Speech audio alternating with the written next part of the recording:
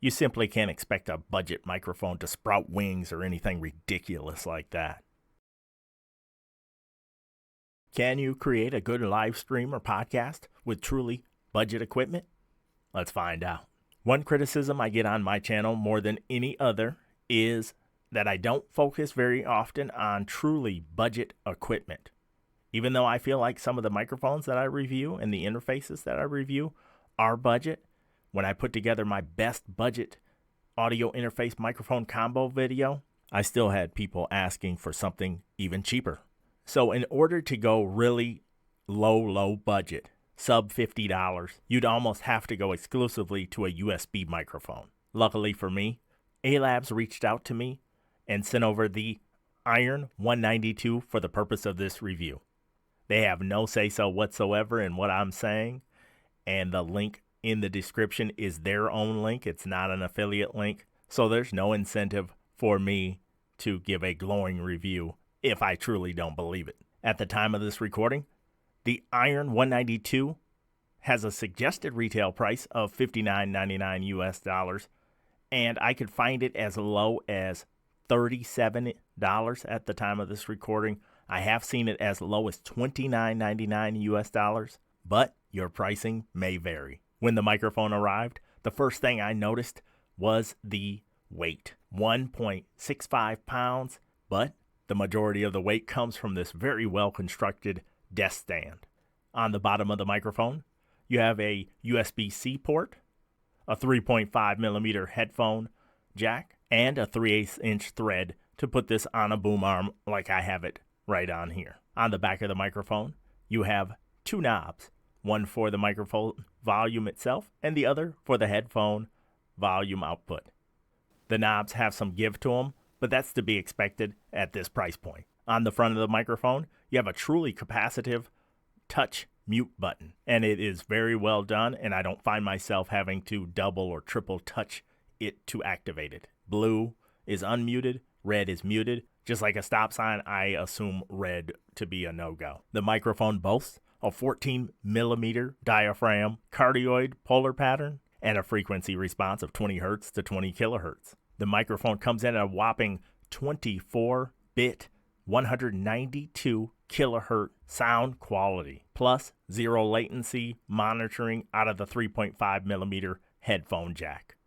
And it's truly plug and play. It comes with a USB-C to a USB-A cable with two adapters for it. One is a USB-C and the other is a Lightning adapter for Apple products. Also, I was shocked to see the compatibility with other devices, including some video game systems. Let's run through some of the basic tests that we do here on Free Podcast Tools. First, plosives. Peter Piper picked a peck of pickled peppers. I'm going to get right on this, baby. Peter Piper picked a peck of pickled peppers. So I'm kind of going to move around and get off axis. And as I'm talking, you'll be able to hear how the sound changes a little bit as I move around the microphone and come back out to the front.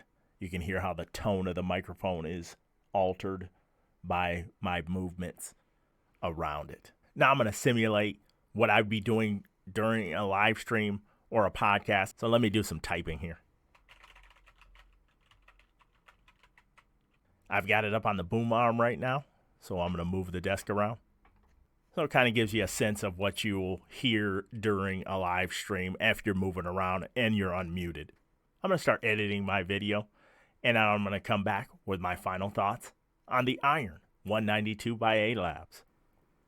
One test I forgot to do while I was using it earlier was having the microphone on its desk stand and being a good 8 or so inches away from the front of the microphone.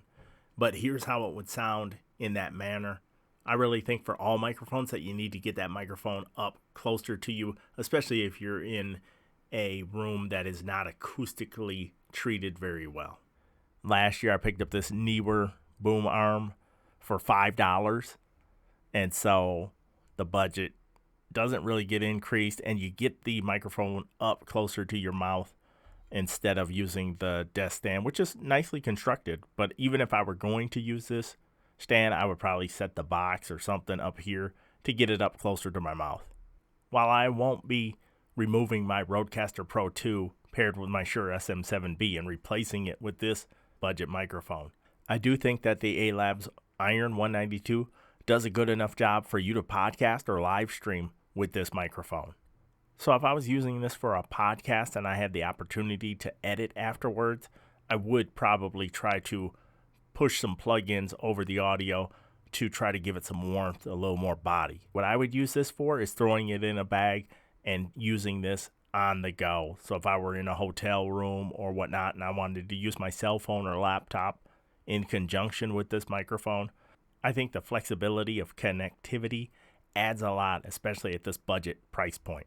One thing I would change on this microphone is the spacing of where they have the 3.5 millimeter jack and the USB-C jack in relation to this 3/8 inch threaded adapter. It's really snug trying to get both connectors in there plus having it screwed onto the boom arm. So if you're on an extreme budget or you're just starting to dabble in live streaming and podcasting, then I would say that you would do just fine using the ALABS Iron 192. Tons more videos to come. Thank you.